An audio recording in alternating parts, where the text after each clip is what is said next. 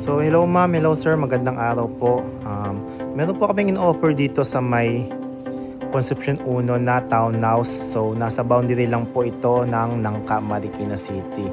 And malapit po ito sa may JP Rizal and Pure Gold Nangka. So paglabas po natin dito sa may highway, meron na pong mga establishment dyan like bangko. And meron na rin pong mga gas station po sa labas. So sa ngayon po meron po itong apat na units pero tatlo na lang po yung available. So ang available natin ito pong nasa right side, itong nasa dalawang middle unit po. So pakita ko lang po kung ano po yung itsura ng parking area natin. So yan po guys, elevated na po tayo dito. Though hindi naman to bahain tong area na to, pero yung seller in-elevate pa rin po ng mga around I think mga 1 meter po yan. So 2-story po, then pasok po tayo sa loob.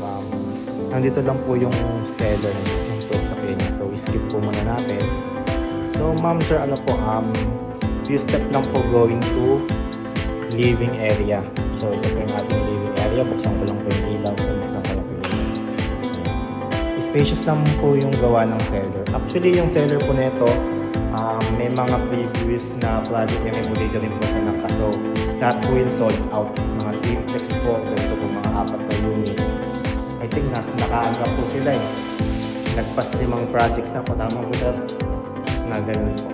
So ito po yung ating magiging dining area. So madilim lang po pinatay yung ilaw. Saan ko lang po? Dining area. Ito po living and dining area. And then ito po yung ating magiging kitchen area. So malawag po yung ating kitchen. Papasin nyo ang spacious ng gawa. Wala lang po tayong guest room sa baba or guest room. Pwede natin extend kung nalilitan po tayo ng ating lababo, extend lang po natin. Then ito po toilet and bath. So buksan ko lang po ng ilaw. And meron po tayo dito service or laundry area.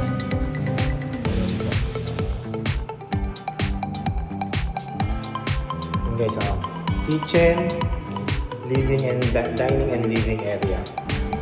Then ma'am sir, akit po tayo sa second floor. So dito po sa second floor, meron po tayo ditong 3 bedrooms. Isang master's, then 2 bedrooms po din. Si master's bedroom po may sarili po siyang toilet. Then yung 2 bedroom po meron po silang common toilet and bath. So akit po tayo. Then syempre dito muna tayo sa may kaliwang banda ng property pag-akyat. Then dito po yung unang door po, dito po yung ating toilet and bath dito po sa may second floor. So meron na po tayong shower, then may abang na po tayo for heater. Then itong pinto na po ito po yung ating airwell po. Yan po. Para yung isang bedroom po magkaroon po ng window. Sa inyo yung ayan naman po, pwede naman po tayo maglagay ng mga parang mga lang po yung bubong na wag na lang po nating isagad ng pag-aasarado para yung hangin po pumasok din po dito sa loob. Then ito po yung ating first bedroom, may built-in cabinet na rin po. Then may abang lang po tayo ng outlet for air conditioning unit natin. Kasi bahala pwede naman pong window type or split type yung ikakabit na aircon. Then ma'am, ito naman po yung ating second bedroom. Mas malawak po siya compare po sa may ating first bedroom. Then same po, may abang na po ng outlet pa lang. Then meron po tayong mas malaking built-in cabinet.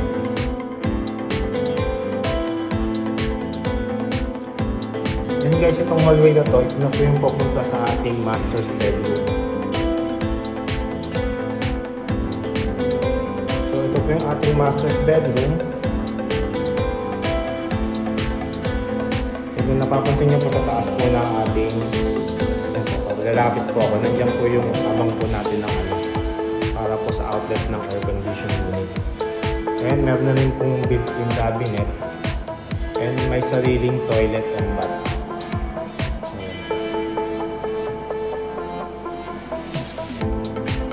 then guys, ito yung ating balcony. So, hindi naman siya ganun kalaki pero pwede tayong maglagay ng mga coffee table lang po para para medyo may magamit pa rin po natin yung space. So guys, kung nagtatanong kayo kung magkano po yung magiging income requirement ng property na to, at least po nasa around 190,000 po. Pwede pong combined income is if may partner po tayo or spouse po. Then nagma-monthly 20 years to pay po, ang monthly niya po is nasa around at least mga around po 60,000 monthly po.